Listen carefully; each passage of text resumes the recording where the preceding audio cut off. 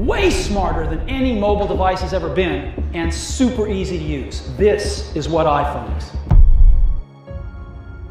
Your iPhone cost $1,200, but Apple makes more from your $50 a month subscriptions over 2 years than from the device itself. And here's the trap. You can't leave without losing everything. Your photos, your messages, your music, your digital life. This is the subscription prison business model.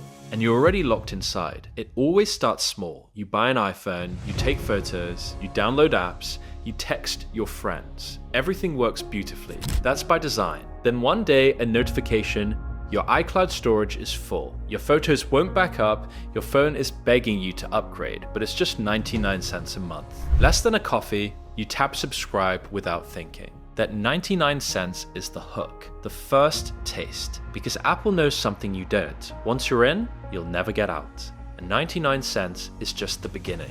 Here's how it escalates. First, iCloud at 99 cents. Then your storage fills again, so you upgrade to the $2.99 tier. Then $9.99. Then Apple Music, $10.99 a month, because buying songs is outdated. Then Apple TV Plus at $9.99 to watch their original shows. Then Apple Arcade at $6.99 for games. Then Fitness Plus at $9.99 because you bought an Apple Watch.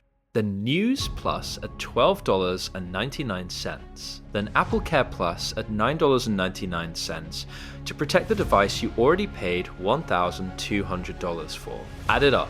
The average iPhone user now pays around $51 every single month across Apple services. That's $612 a year.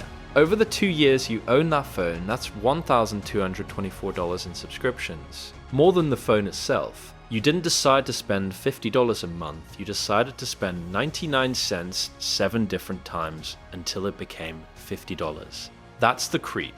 Slow, gradual, invisible. Each subscription feels small. Together, they're a second rent payment. Now here's where it becomes a prison. Try to cancel iCloud. Apple warns you, your photos will be deleted, years of memories, your kids growing up, vacations, everything, gone unless you keep paying. Your messages sync through iCloud, your contacts, your notes, your passwords.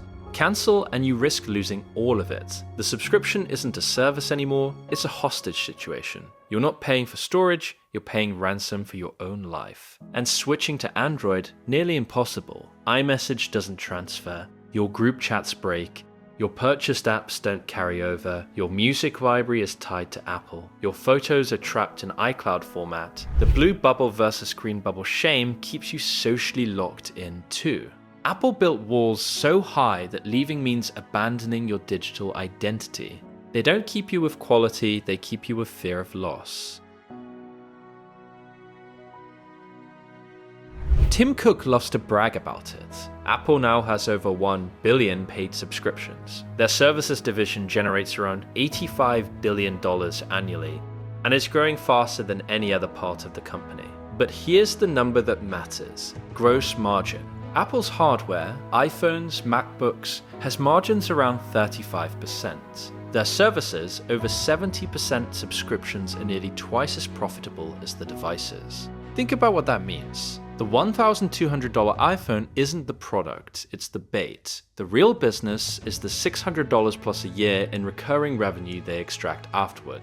The device is a one-time sale, the subscriptions are forever. Wall Street figured this out years ago. Apple's stock didn't soar because they sell phones. It soared because they convinced investors that every iPhone owner is a recurring revenue stream that pays month after month, year after year for life. Why does Apple love subscriptions so much? Because recurring revenue is the holy grail of business. When you sell a phone, you make money once, then you have to convince that customer to buy again in 3 years. That's hard, expensive, uncertain. But a subscription, you make money every month automatically. The customer has to actively cancel to stop paying. And most people never do. They forget, they're too busy, the charge is small enough to ignore, so it continues, month after month, year after year. This is called passive churn prevention. Companies know that the harder it is to cancel and the smaller each charge feels, the longer you'll keep paying for things you barely use. How many Apple subscriptions are you paying for right now that you've forgotten about? That's not an accident. That's the model. Apple engineers the psychology perfectly. Each subscription is priced just low enough to feel insignificant. $9.99 doesn't trigger the same resistance as $120 a year, even though they're identical. Bundling deepens the trap. Apple One bundles multiple services at a discount, encouraging you to subscribe to things you wouldn't buy individually. Suddenly you're paying for News Plus and Arcade you never use, because they came in the bundle, and the default settings do the rest. Free trials, auto-convert to paid, storage upgrades are one tap away, cancellation is buried 4 menus deep. Every design choice nudges you towards spending more and cancelling less. You think you're making free choices, you're walking a path Apple paved specifically to maximize how much you pay. Apple isn't alone. They pioneered a model the entire economy now copies. Everything is becoming a subscription. Your car software, your thermostat, your fitness equipment, your TV features. Companies realize that owning things is being replaced by renting them forever. We're shifting from an ownership economy to a subscription economy. You used to buy a product and own it. Now you rent access, and the moment you stop paying, you lose everything. You own nothing, you just pay endlessly for the privilege of access. Apple perfected this, a $1,200 device that's really a doorway into $600 a year in perpetual payments, secured by the fear of losing your digital life. The genius isn't the technology, it's the trap. Your iPhone cost $1,200. But that was never the point. The point was the $51 a month that follows: iCloud, Music, TV Plus, Arcade, Fitness Plus, News Plus, Apple Care. Over $600 a year, more than the phone itself, and you can't leave. Cancel iCloud, lose your photos. Switch to Android, lose your digital identity.